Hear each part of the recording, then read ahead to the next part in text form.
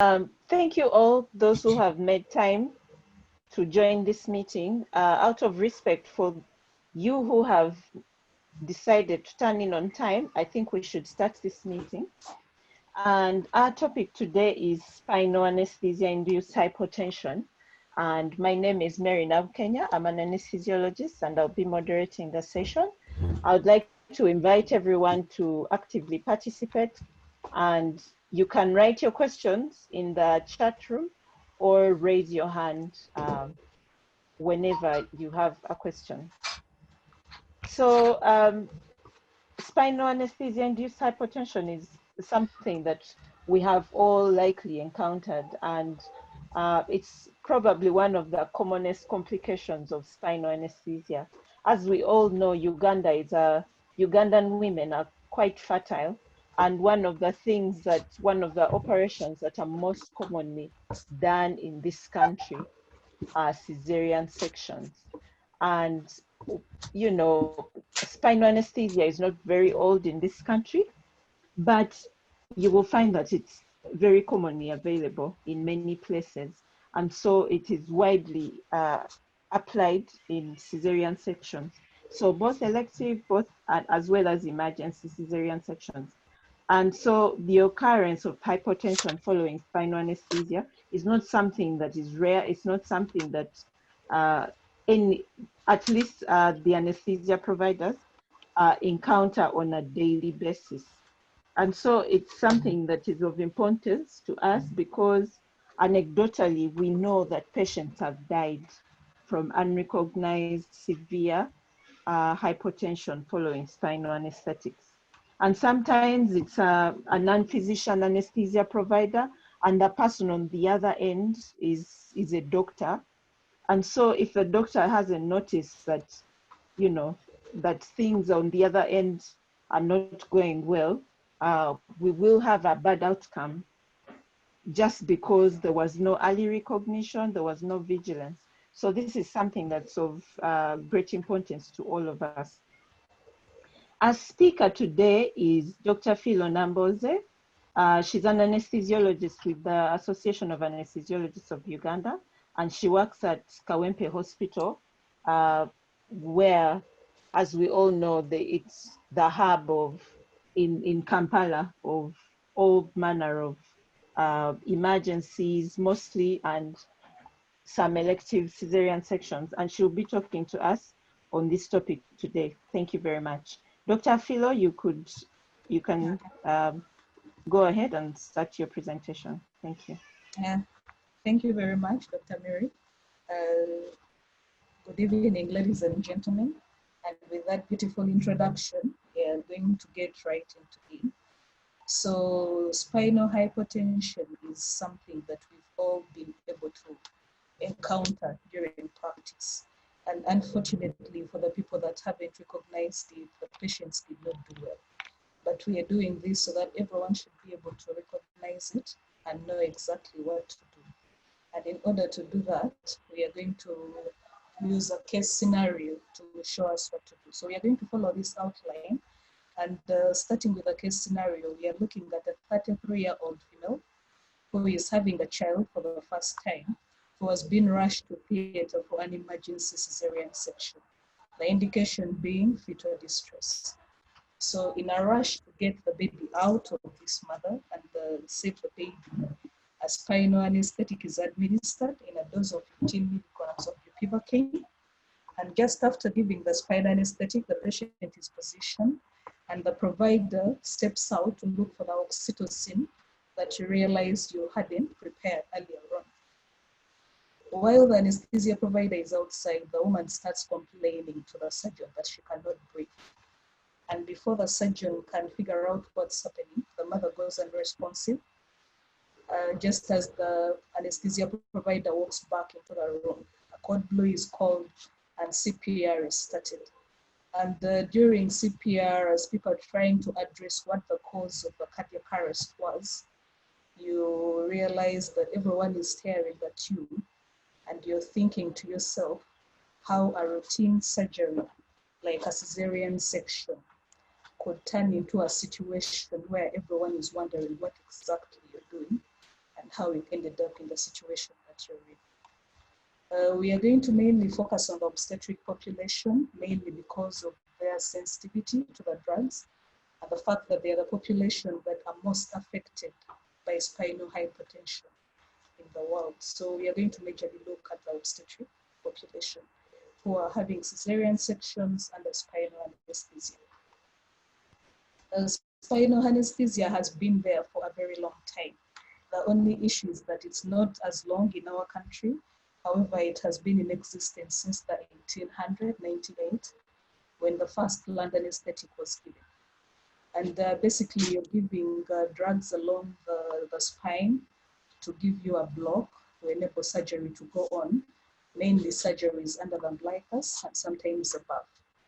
The beauty of this anesthetic is that the patient is awake. And in a resource-limited setting like the one we live in, you find that the patient is the one sure monitor that you have at all times. So an awake patient comes in very handy because you can know what is going on depending on their level of consciousness. And then also in our settings where you're working on 20 to 25 cesarean sections in a day, you find that fast being able to return fast the patients really helps. So being able to get the patient off the table, bring on the other one with quick recovery is something we need. So this makes spinal anesthesia something that we all want to do. And then during this era where going into patients' airways is not only a risk to the mother who is at risk of aspiration and all the things that come with difficult airways, but seeing as it's also a risk for the provider catching a bug that is going to be the whole detrimental thing going on, you find that you want to stay out of mother's airways at all costs. So spinal anesthesia becomes the thing to do. But like all things that are good, there are repercussions. And the commonest side effect of the spinal anesthesia you're giving is going to be spinal hypotension. The definition of spinal hypotension has varied over the years. And in a systemic review that looked at 15 definitions from 63 studies that were done over a span of 10 years, most of them had the definition as having a blood pressure drop of not more than 20 to 30%. The consensus that was finally developed was that when you have a blood pressure dropping to 80% of your pre-anesthetic baseline, or a blood pressure dropping to 100 millimeters of mercury, the systolic pressures, then that is defined as spinal hypotension. In a newer study done in 2018, the consensus came because they realized that you do not want to get to pressures as low as 80% of the baseline. Mothers did better when the systolic arterial pressures were kept higher. So the consensus was that you should always aim at a systolic arterial pressure of 90% and start intervening every time you drop below that. You shouldn't let it drop to 80% in that current study. The incidence varies, especially seeing as the definitions are also variant over the studies. So it ranges from 7.4 to 74%, depending on where you are. In the developed countries, their incidence is on the lower side because interventions are done early.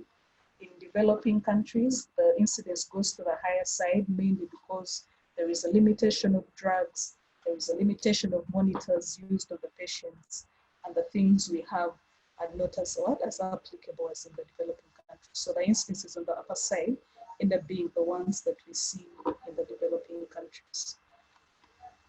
So what happens exactly? What happened to this mother we saw in the case scenario? Because everyone is wondering what exactly happened. You're asking questions. Did this mother have a cardiac condition before surgery? Was the heart functioning well? And the pathophysiology shows that most likely these women have actually had good cardiac function. But what is happening is that the drug is going to cause a sympatholysis. So the sympathetic system is going to be cut off. And in the pregnant population, they have a raised sympathetic sensitivity. So when you cut off the sympathetic system, you're going to cause a generalized venous and arterial dilatation, which is going to reduce your venous return. It's going to reduce your cardiac output. And then because you're cutting off the sympathetic system, you're going to have a predominance of your parasympathetics. And these are going to cause bradycardia. So the combination of the reduced venous return, the reduced cardiac output, the bradycardia are all going to amount to what we are calling systemic hypotension. Now, when you're having this hypotension, you're going to have reduced blood flow to your brain. So you're having cerebral hypoxia coming in. And this is one of the mechanisms by which these mothers are going to get nausea and vomiting. The other thing that is not helping with all this is the fact that the mothers are gravid, they have a baby in their uterus. So the minute you lie them supine, it's going to cause iotocaval compression, which is going to further magnify the systemic hypertension that you're getting. So these mothers are going to have low blood pressures, they're going to have bradycardias, they're going to have nausea and vomiting. With the nausea and vomiting also having other mechanisms that can cause it, mainly from the reduced blood going to the splanchnic system, which will cause production of emetogenic compounds that will also trigger you to get more nausea and vomiting. So what happens when you have gotten this systemic hypotension? When you compromise the blood pressures, that means the uterine blood flow is going to be compromised. And from studies that were done on animals, because it's unethical to do them on human beings, for every drop in the uterine blood flow, you find that the fetus was more affected, especially when you got to above 60% of reduction.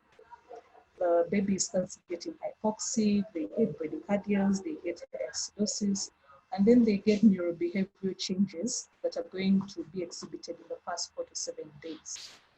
And while looking at hypotension, we also have to consider the duration that the mother is hypotensive versus the severity. If a mother gets hypotensive, even if it's at a degree of more than 30% of the baseline blood pressure, but you quickly intervene and raise these pressures, that the baby and mother have a chance. If the hypotension lasts less than 2 minutes, the mother has a chance. If the hypotension lasts for 4 minutes and more, then it's going to be detrimental to the mother. If it's not intervened, you're going to increase the morbidity and mortality of these two human beings. And if the odds are not on these people's side, you'll find that you'll lose both the mother and the child. So the duration of the hypotension is also important. So having understood what exactly is going on, now we're going to looking at how we can prevent and treat it. And because of the bad things that are happening to a mother and child, especially since these patients walk into hospital smiling and hopeful for good results, you find that so many studies have been done. And all these studies have been done in an effort to try and address what exactly can be done so that these patients get the best results that there can be. And in part of understanding what to do, you have to understand what factors to target. So there have been studies looking into predisposing factors. And in 2018, Lopez looked at the waist to hip ratio and body mass index. And they were trying to see if it has any correlation with who will get spinal hypertension more than the other. And they didn't get much significant difference between the different ratios and BMIs. However, what they found to be significant was that the weight of the newborn predisposed women to more high spinal hypertension, especially if the baby's weights were on the upper side. However, they recommended more studies to look into that because that was their initial factor going in. Then also the dose of the drug, the dose is going to determine the level of block you're getting. So higher blocks are going to predispose to more hypertension versus blocks that are lower. Definitely the position of the patient comes into play because, as we've already mentioned, you're having a gravid uterus that is going to fall back on vessels and basically obstruct blood flow. Most of the patients we see have been laboring for long. Most of them come to theater without IV access on them, meaning they're not getting any fluid rehydration. So they've been laboring for long, they're dehydrated, so volume status is important, especially in the population that we see in this country. Then we have very many emergency cesarean sections versus electives. So this is also another factor that is going to increase the risk. of spinal hypertension. So the various strategies that have been looked at, there have been many, and the most important ones, or the most headache-causing factors have been fluid. Like we look at fluid everywhere else, the studies on fluid don't stop. So the initial study that was looked at was crystalloid preloading, that was thought to be that this is going to be the treatment to look at when you're looking at spinal hypertension. It did not work out as expected, especially seeing as when you put in fluid, it's bound to redistribute between the compartments of the body. So the crystalloid preload was not the solution.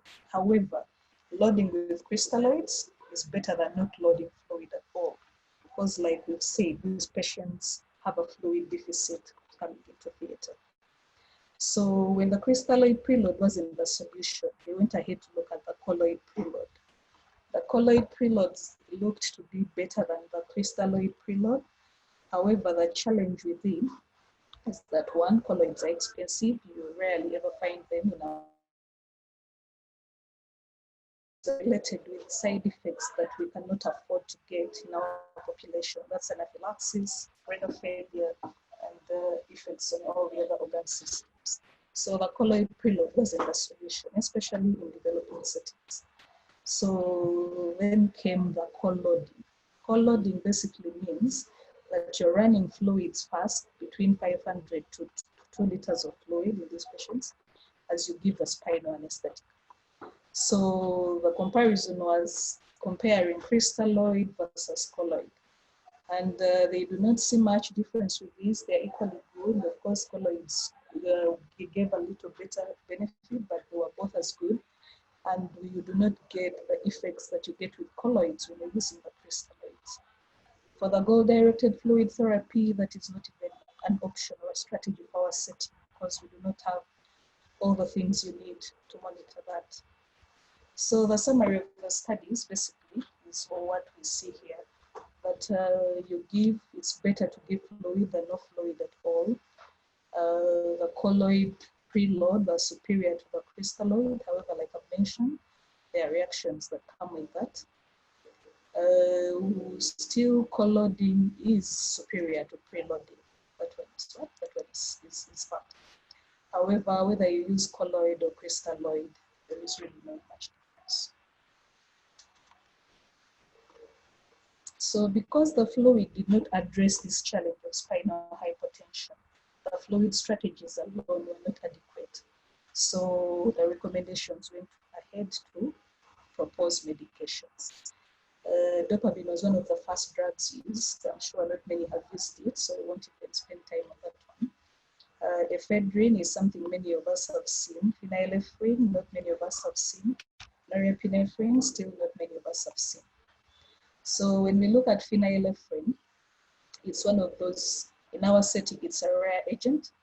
However, it's preferred because of its fast onset and the advantage in the fact that it does not cross the placenta, thereby it has less incidence of causing fetal acidosis, and it has a less incidence of causing nausea and vomiting in the mother. Ephedrine is something we see, and it has role in the studies. They say it still has role in bradycardia. In our setting, we say ephedrine has a role because it's the one component that we are usually lucky enough to have if it's in stock. You can use it in compromised cardiac function, especially if you're having bradycardias. However, its downside is that it's going to cause all the things that phenylephrine will not cause. Noradrenaline is one of the drugs that have been brought up, especially in comparison with phenylephrine. And partly why it's coming up is to address the fact that phenylephrine, being mainly an alpha agonist, is going to cause reflex bradycardia in these patients. So a randomized controlled study was done where they were comparing phenylephrine versus noradrenaline boluses for post-spinal hypotension during elective cesarean sections. And what they noted in these studies that both drugs were relatively the same. The bradycardia actually wasn't more in the phenylephrine group. And what they realized is that with phenylephrine, you needed more boluses in comparison to the noradrenaline, and that the noradrenaline group, the babies in that group, it did not affect the pH of the of the baby's umbilical artery pH, the acid base, in comparison to phenylephrine. However, they did not conclusively study that, so they recommended more studies. So more studies are ongoing for noradrenaline, but it's an option, especially in patients who have compromised cardiac function. Another drug that has been studied is ondansetron. And ondansetron, to have any effect on post-spinal hypotension, was given at a dose of 0.15 milligrams per kilogram, which is on the upper side, seeing as there was no change when they used 4 milligrams. In order for the ondansetron to give any effect, it has to be given 5 minutes before the spinal anesthetic. And the effect they realized is that in the population that got ondansetron, they required less of the vasopressors. However, they couldn't conclusively say if it actually had a significant effect on post-spinal hypertension. The other strategies that we can use are wrapping the lower limbs in compression stockings. If the patient can afford those will also come in handy depending on the duration of the surgery. Then giving a tilt, raising the legs by 15 to 20 degrees. But you have to keep in mind that if you're using heavy bupivacaine and it hasn't fixed yet, your drug will shift. So you have to keep in mind as you move to that position. When patients go hypotensive, if your patient is not on oxygen, you should give oxygen for these patients. Oxygen inhalation has shown to reduce on cerebral hypoxia, which we've already said. You reduce cerebral hypoxia, you're going to reduce the incidence of nausea and vomiting in these patients. Like all these drugs we are saying, epinephrine has a high affinity. It has both beta and alpha, and you find that in higher doses, it's when you're going to get more of the alpha effects.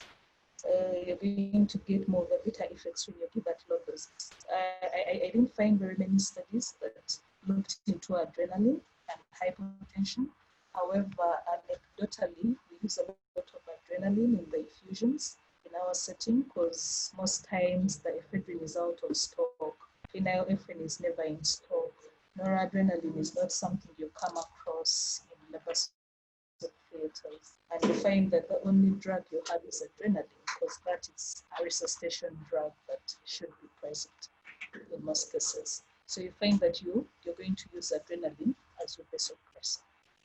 So from all the drugs and the strategies we've seen, the combination is that post-spinal hypertension is common and severe, and there should be some recommendations. Fluids are not enough, so you have to use both fluids and drugs. The UK recommendation was that you load these patients, you give a core load of about 1 to 2 liters, depending on the volume status of the patient, and then you give a continuous infusion of phenylephrine. Do not what? You do not wait for the hypotension. The only downside to the phenylephrine is that sometimes you need infusion pumps to administer continuous infusion, which you'll find that they are barely existent in this setting. So there was a consensus that is in 2017 that is meant to cover both the resource-limited settings while we are borrowing a leaf from the resourceful settings. And the consensus is fluids are not enough, so vasopressors should be used routinely. I'm sorry about these slides, they're going to be a little bit crowded because I didn't want to alter the guidelines so much. So you're going to use the vasopressors, the ones with more alpha agonists are recommended first line. So they use a lot of noradrenaline and phenylephrine. You should always displace these women. So a lateral uterine displacement is key. If you cannot, most of the time the beds are fixed, you're afraid to move the beds because there is a risk that a patient could fall off a bed.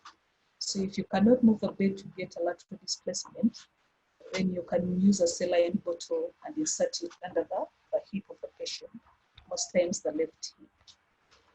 It is recommended to give a core load of the patient. Either you can give a colloid preload or a crystalline core loading, usually in addition to the pressors. So your aim is to maintain a baseline blood pressure that the patient can make.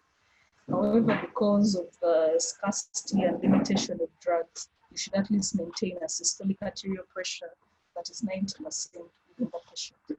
If you do not know what the baseline pressure was, like in the case scenario you've put the blood pressure cuff after the patient has been anesthetized, then maintain the blood pressure with a systolic of 100 millimeters of mercury and above. Do not let the pressures fall to 80% of the baseline. Usually, you shouldn't let them fall below 100, 90 to 100. The phenylephrine should run as a pump. Then, seeing as we do not have monitors for cardiac output, we should use the maternal heart rate, and you're aiming at avoiding tachycardias and avoiding bradycardias in these patients. When you're using all these drugs, you can use small boluses of ephedrine, or you can use infusions in combination with the boluses of ephedrine. You want to avoid, you basically want to attain a normal heart rate and a normal blood pressure. If you have a bradycardia, say you've been using phenylephrine, then you can use an anticholinergic. If you're having hypotension with a bradycardia, you can use atropine in our setting, since seeing as glycopyrrolate is not available. When the patient has circulatory collapse, use adrenaline, because then all the others are not going to be effective. Then in mothers who have had preeclampsia, some of them are usually not going to develop, if you're lucky, they won't develop hypotension. However, because most of our mothers are already decompensated, they might develop hypertension, so you do not want reductions in pressure in these women, because it's going to further compromise their uterine perfusion. So when you're using a prophylactic pressor, it's recommended that you use a much lower rate than the one you're using in mothers who are not preeclamptic. Then the ones with cardiac disease, these ones have to be looked at on an individual basis, and the drug you're going to use will depend on the particular mother and what particular defect in the cardiac system that they're having. So we've had all these things, but what is practical and what can we do in our setting, knowing what we have and what we do not have? So the one thing that is usually available are the fluids, because most of these mothers come in hydrated, so it's good to assess the mother's hydration status. You can use the heart rates, you can use the capillary refills, you can use the urine output, and be able to give a fluid resuscitation, because many of them need it. Then ensure monitors are attached to these women. At least get a blood pressure cuff and have a pulse oximeter attached before you give anesthetic. Then you do a crystalloid colloid, because we have crystalloids mainly. Use a saline bottle for that lateral displacement of the uterus. And like it happens, if the ephedrine is out of stock, then you can use 100 micrograms of adrenaline in 500 mils, titrating to defect. If you need to use less fluid in a particular mother, then you can use a higher concentration and take it to 200 micrograms. So the take-home points from this, having looked at all that and the guidelines, what could have been done differently for this woman? And the one thing that I go with is preparation. You need the drugs. Take the 5 minutes to prepare before rushing to start the case, much as the case is urgent and needs to be started immediately. The 5 minutes will not be lost when you end up, because when you get a code blue and start CPR, you're going to take a lot of time and you're going to cause a lot of morbidity and mortality to these two precious human beings. Thank you. Thank you very much, Dr. Philo, for that wonderful presentation. At this juncture, I would like to invite our participants to make some comments, or if you have any questions, this is a good time to pop in and ask a question. I would just like to comment about spinal hypotension, because many a time I have been walking past an operating room, and someone's looking over to the other side, back to the monitor, and they've just given an anesthetic, a spinal anesthetic, and there's a BP cuff on the hand, but it's not taking blood pressures. And, you know, the mother is very quiet, the surgeons are working away, only for you to walk in and press for the BP to take, and it's done in the dumps. But this person is, you know, busy going on with something else. And, you know, this topic is really important because the women that we have who got in to have children, who have cesarean sections, most of them are really young, and it would be very unfortunate for them to have poor outcomes just because, you know, the person who's taking care of them is not vigilant enough. So vigilance is one of the key things. Vigilance is really important in these situations. And it sort of calls for, yes, the anesthesia provider needs to be, is in charge of this patient's anesthetic. However, in the operating room, both the surgeons and the anesthesia provider and the nurses, we all work as a team. And if the surgeon should notice that I'm not paying attention to this, you know, there's nothing wrong with you making a comment. And if for sure I wasn't paying attention, I will turn around and see that number and do something about it. So it's important that we work as a team and everyone is vigilant. Yes. So Dr. Cornelius, you can go ahead and ask your question or make your comment.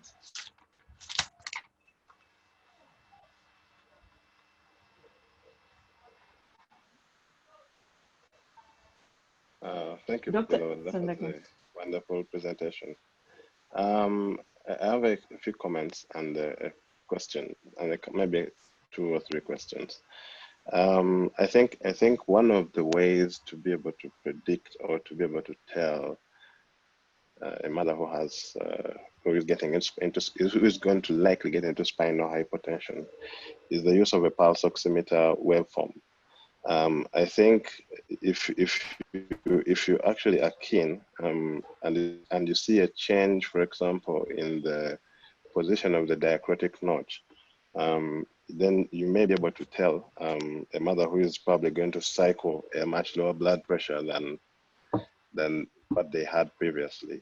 So one of the things that it's perhaps one of the biggest, at least for me, I've not really read literature on it, but in terms of predicting who is going to be hypotensive at the next cycling, even before they tell you their symptoms or they start to manifest symptoms, you can use the plethysmograph wave to be able to predict and then shoot in your vasopressor before you actually get a second cycle or before you get the next cycle. So I think I'll just urge everyone to go back and look at the changes in those waves. And once you see the diacritic notch coming before the anacrotic notch, then you know that that is severe hypotension. When the diacritic notch starts to go towards the baseline, then you're getting more and more hypotensive. But once it's on the other side, once it switches positioning and it's before the anacrotic notch, that kind of patient is severely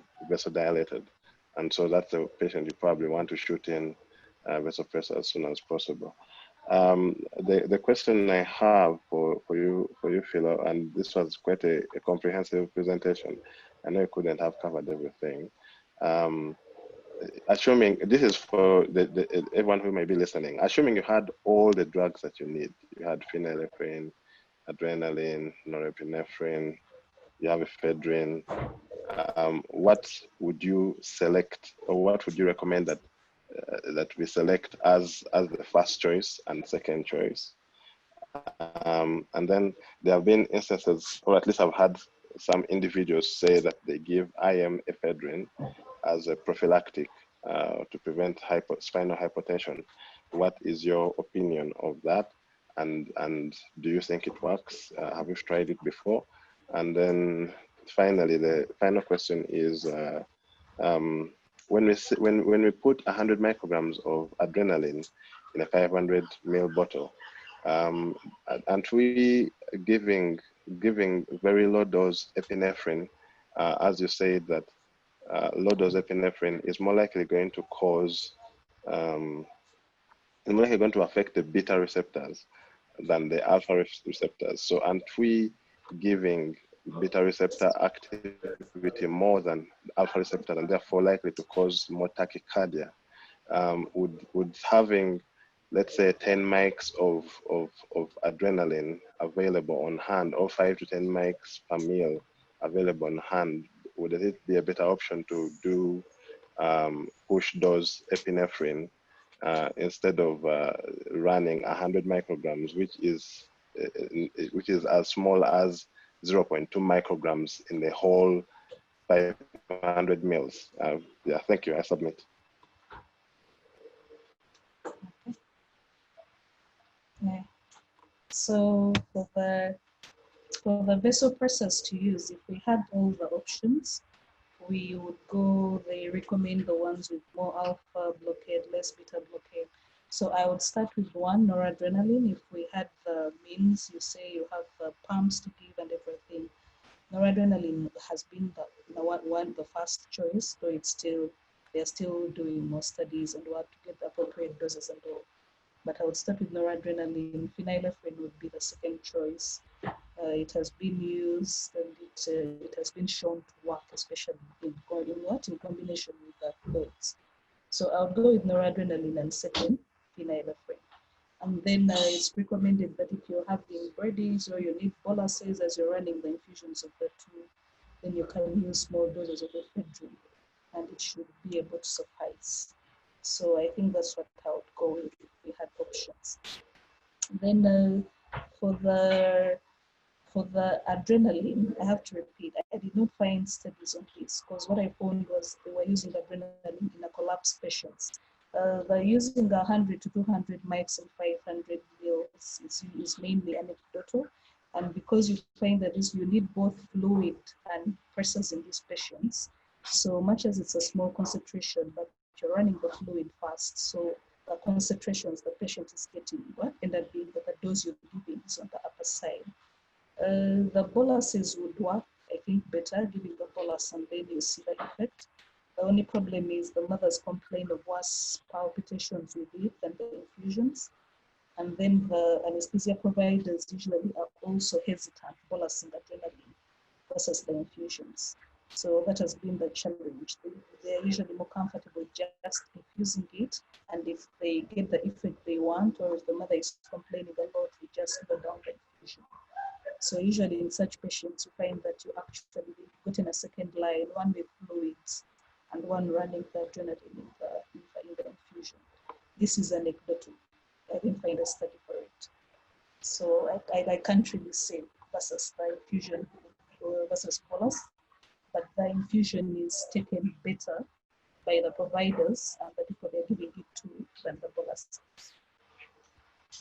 I think that's what I have on that. And back to you, Dr. Mary. Yeah, thank you very much for that.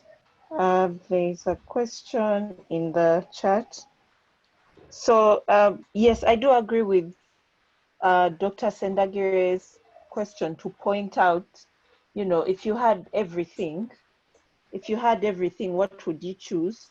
Mostly because, you know, people are out there and some people are heads of units and they advocate for things. We should be advocates for what's ideal in our settings as well, despite the fact that the hospital administrators might not have the things that we want as priorities, but we should push for ideal. So I'll just read the question in the chat room. Thanks for the lovely presentation. After how long from giving spinal, is it safe to stop adrenaline infusion or pressors and not worry about more hypotension? For example, if the C-section is done in 20 minutes and the patient is still on the infusion. Dr. Philo, I'll just read the second one. What do you think of giving boluses of phenylephrine when I don't have an infusion pump? Okay. All right. So for the infusion of adrenaline, usually you don't stop it. You don't stop it abruptly. It's titrating to effect. So when they finish the C-section in 20 minutes, 20 minutes is quite short. It's really, really short. So let's say they finish the C-section in 30 minutes.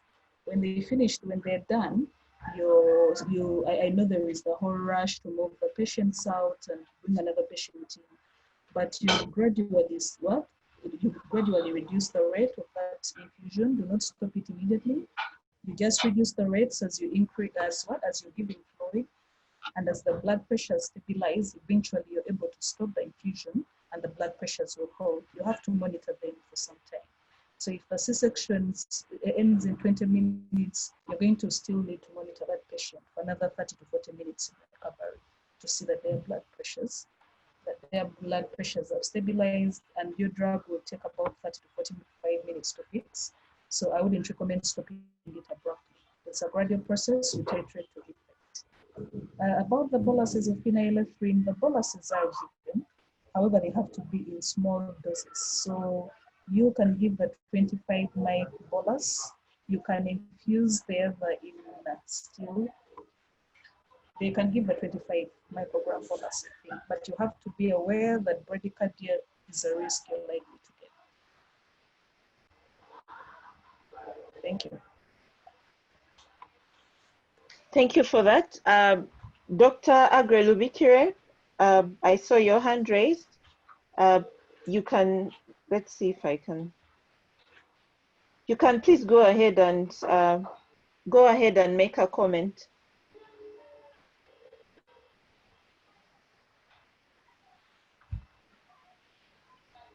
Agre?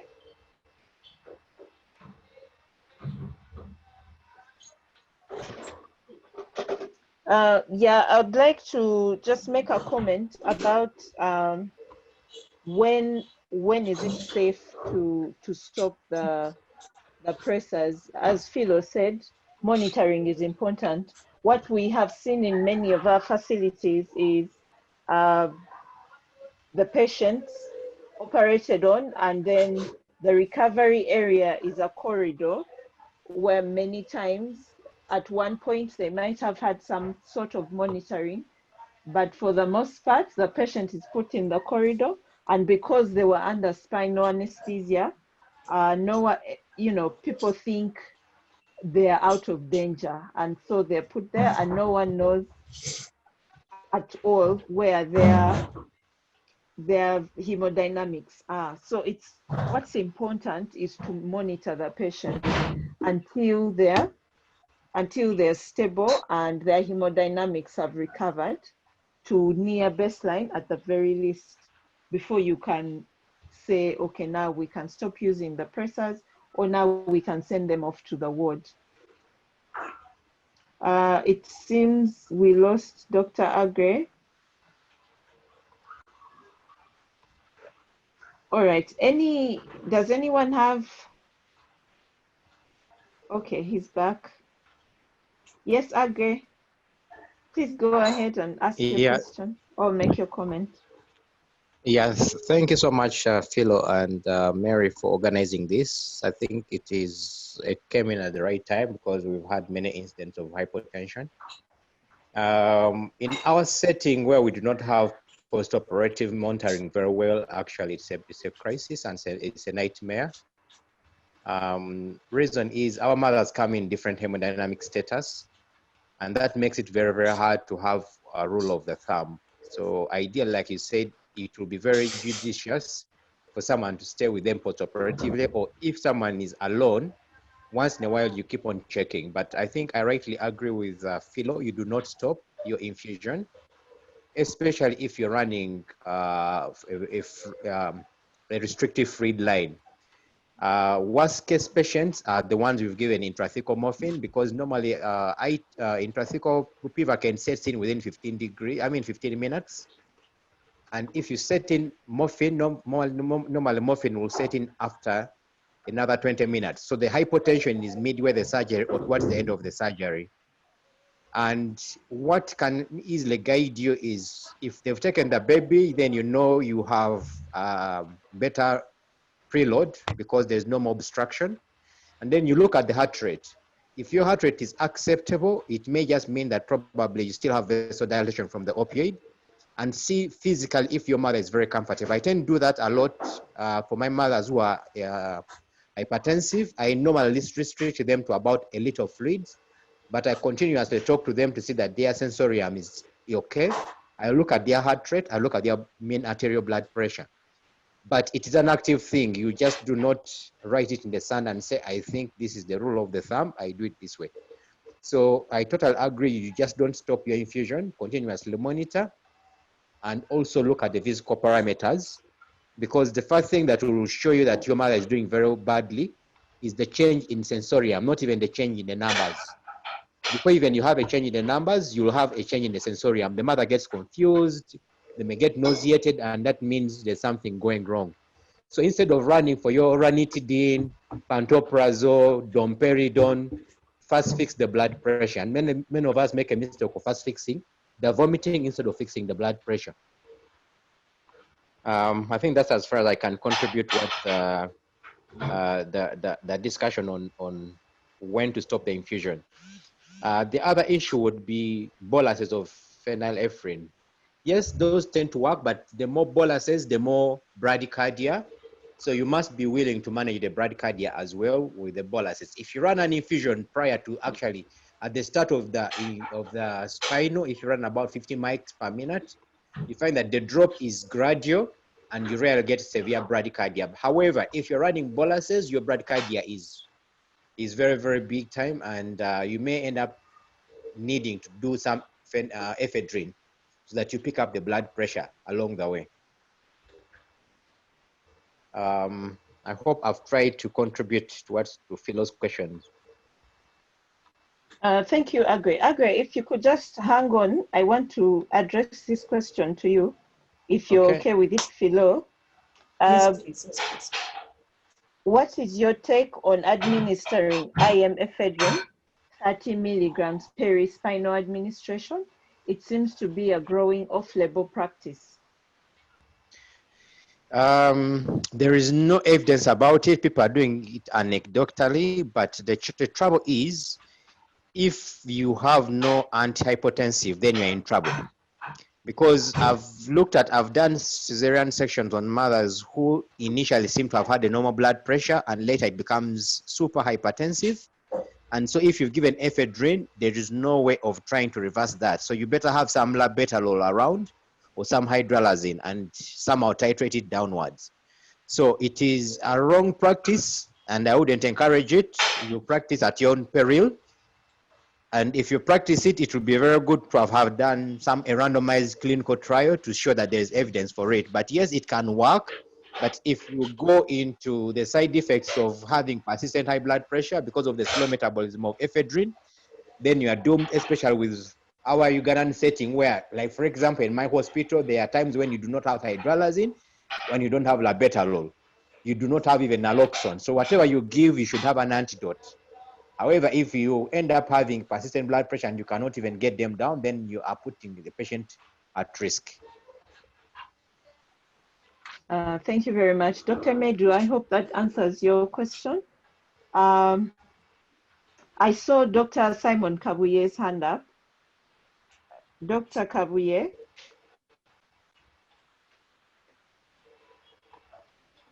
Dr. Kabuye, you may go ahead and make your comment or ask your question.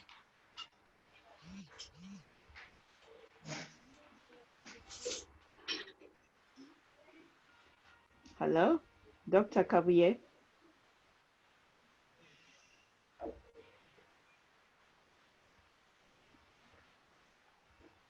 Can you hear me now? Yes, we can. Sorry about that. I just want to weigh in on the question regarding when to stop the infusion of vasopressor in it. Many a time, the cesarean section should take at least 45 minutes to an hour if the surgeons are really fast. And many a time, by that time, you've probably run in your liter of fluid, which has your vasopressor, whichever you might be using. And usually what I do is after that 1 liter or that first bag of fluid with the vasopressor, usually by the end of it, you know, my blood pressures are really stable. And if it's past the time when I expect the spinal anesthetic to have fixed, then the next bag of fluid will be free of vasopressor, and I will monitor my, my hemodynamics, especially the plethysmography wave and the heart rate, to see how it's going to change without a vasopressor. Many a time, if it doesn't change and it remains the same or increases only by a few beats, chances are that patient will not need to have another dose of vasopressor in their bag, and that could be the time when you choose to stop your vasopressor. However, if the patient still needs the vasopressor, you might want to keep them a little bit longer in your recovery area, at least another maybe 15 minutes. And I know it's difficult to keep them that long, but it will help you a lot in trying to avert the risk of morbidity and complications when they go back to the general wards. That's what I'd like to contribute to that question. Thank you very much for your contribution. Any more comments? I would like to acknowledge the comments and in the chat room. We welcome everyone who has made time to attend this webinar.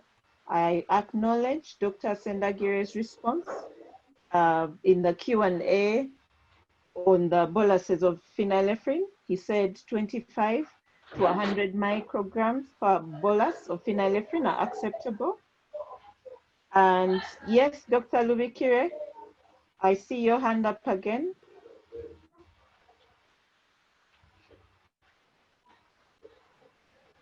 Dr. Agre, you can go ahead and say something.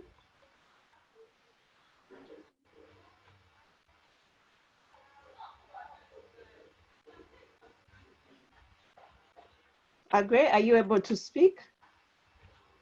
Yes, I can now. Okay. My comment was, I don't know if you had tackled it, the people who are mainly at risk of spinal hypotension in our environment. You can quickly say something. Although yeah, I've observed over time in my regional referral, 2-3 patients have had cardiac arrest, 2 obstructed, and 1 referral who had preeclampsia. And I think people sometimes do not have situational awareness about the people who are likely to get problems. So I don't know, in our environment, anyone who has come obstructed, most of them have a very, very big fluid deficit, and they have just a high adrenaline surge that they are depending on. So such patients, either you start co-loading or preloading and have your vasopressors ready. Those are patients at risk of getting cardiac arrest. And I've noticed that in my hospital in Ginger, and I've tried to caution my anesthetic providers because it has happened twice. That means it's becoming a habit. The other patients are the already hypertensives. Most people just relax because someone came in with 160, 110, and they assume, I think they shall not need vasopressors. Hell no, they definitely need, but you just have to be very, very cautious. If their pressures are not falling down, watch it. But if their pressures are starting falling down, even if it reaches 110, before they start complaining, just know this is a big drop. From 160 to 110 as a systole is a big drop. So those are some of the patients that we need to be looking out for. And most of our mothers come in also from different health centers. I see this a lot because people get referred from one health center to another health center until finally they all end up in the regional referral, and they come so much dehydrated. And we just rush sometimes just do the spinal without remembering that these patients need at least resuscitation first, irrespective of the fact that you have this eminent seizure that you need to do. So I think we need to have a lot of situational awareness to these mothers. Otherwise, we end up with a cardiac arrest, and then we end up with a bad outcome, irrespective of the urgency of the seizure. Yeah, that's very true. Because, you know, the time they spend out there, they are not drinking anything. No one is giving them fluid. Thank you very much for that bit of wisdom. Yes, Dr. Sendagere. Yeah, thank you. I just have another question for Dr. Agre and Dr. Philo. And I know this is going to be a tricky one, and Philo kind of hinted on it. But a scenario where you have an elective, a mother who is scheduled, say, for elective cesarean section, she has had an appropriate fasting duration, and there is no indication that she is dehydrated. She's okay, everything looks fine, and you're going to give her fluid intraoperatively. We know that, I mean, the appropriate would be goal-directed fluid therapy, but application of goal-directed fluid therapy is quite complex. What would you say, or how would you, what guides do you use in your practice to determine how much fluid to give to individual mothers that come to you in that kind of scenario, so that you avoid fluid overload, but you make sure that you have enough fluid given to this mother? Thank you, I submit.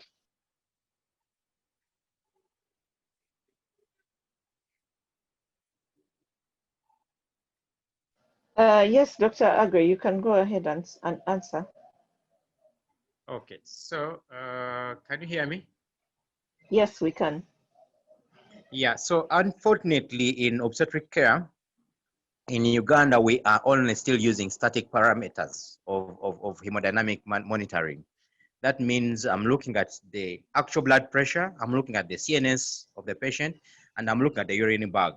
So an elective SA1 patient, ideally, I need to have an initial blood pressure, and it should be a map within at least between 70 and 90, and I know then we are starting very well. So I'll do my spinal, but in my first bag, I'm already running my either ephedrine or phenylephrine or adrenaline. Normally, I'm tending to use adrenaline because I'm using the ginger scenario where I'm running. I normally do not have the luxury of continuous ephedrine or phenylephrine. I normally either have adrenaline out of it and occasionally ephedrine. So I typically tend to go to to adrenaline.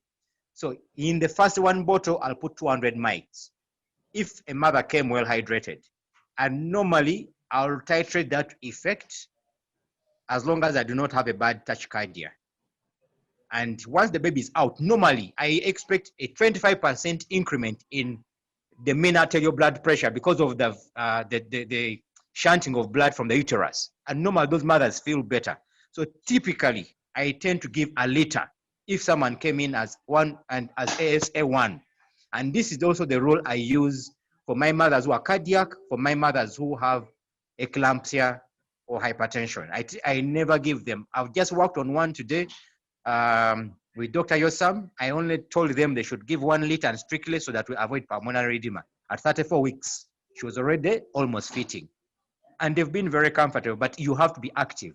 In a good setting, you do an echo and look out for the hemodynamic feeling. Those are the dynamic parameters. Unfortunately, we do not have that luxury. But still judiciously, if you clinically talk to your surgeon to be very quick, if you can expect, you keep on looking at the suction end, because a few times, initially you can plan a liter, but you realize actually the suction is filling up with more fluids. That means actually you need to open up your tap, and so that you do not be able, the losses match up with the input. So occasionally, sometimes the surgeons do not tell you the whole truth.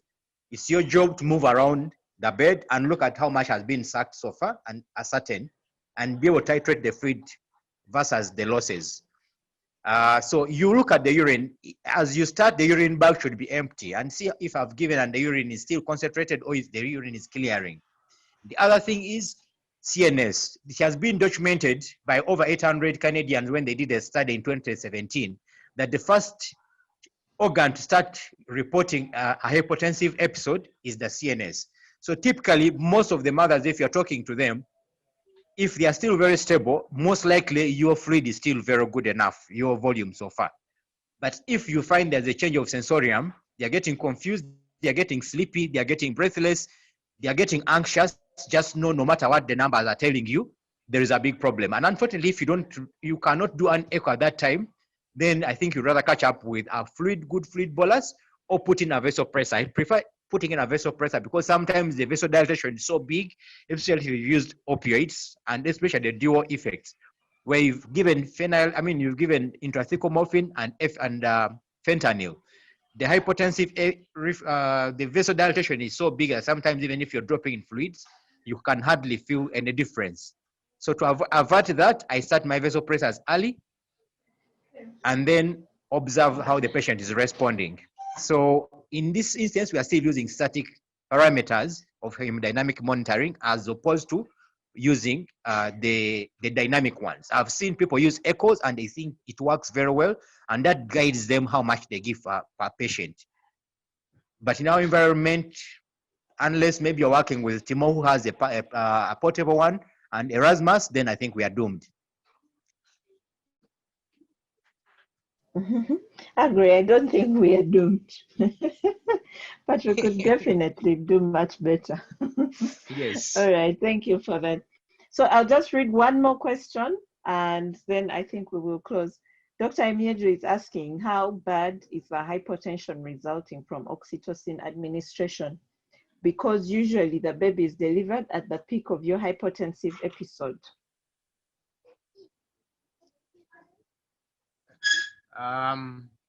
So if you look at all the oxytocics, the worst is carbetocin, which is an analog of oxytocin. Oxytocin will give you a hypotensive episode if you give a recurrent dose. So initially it will give you a drop, but if you've been expecting, if you give it in anticipation of a hypotensive episode, increase your flow rate so that it does not affect you. If you repeat a second dose, definitely that's going to give you a bad hypotension. And you should be able to anticipate that if you have good situational awareness and counteract it. We have a small bolus of ephedrine or a 10 mics or 5 mics of adrenaline so that you counter it. The other thing is, if it is someone like maybe a mother who has had severe PPH and that's the only go-getter you have, then the best thing is cannulate the mother and run a colloid on one side as you run a crystalloid on the other side, and maintain your bag of oxytocin. Plus, I always add adrenaline in it so that you do not get, you basically cancel the effect of hypotension, which has been caused by oxytocin as opposed to hypotension caused by hemorrhagic shock. It is always something that you have to be anticipating, continuously have a situational awareness when you're working on the mother. These are big time mothers who come in with deceptive fluid overload or who come in with fluid, normal vitals. But the moment they cut the uterus open, you are expecting about 700, 900 mils of blood loss per minute. So the drop is sudden. And if you give anything pharmacological that's going to worsen your hypotension, this mother can easily end up on the other side of the table. So if you are working on a mother, have continuous expectations that things would get worse and prepare to get better outright. So you have to be continuously active. I've given INCIDENCE has asked to come and work in Ginger. I give you a challenge to come and work in low research setting. You might pick a few things which we are doing. It might interest you. Imiedu, you had that. You're very welcome to join Dr. Lurikire and his team in Ginger. I'm sure they're doing wonderful things there and likely saving more mothers. I think we will hear about their work since they started in Ginger soon. I'd like to thank Dr. Philo once more for this wonderful presentation. And then I would like to thank everyone who joined in. And I would like to wish you a lovely evening. We will be sending out a notice for our next sharing meeting. The next one will not be so much a CME, but it will be sharing of experiences by people who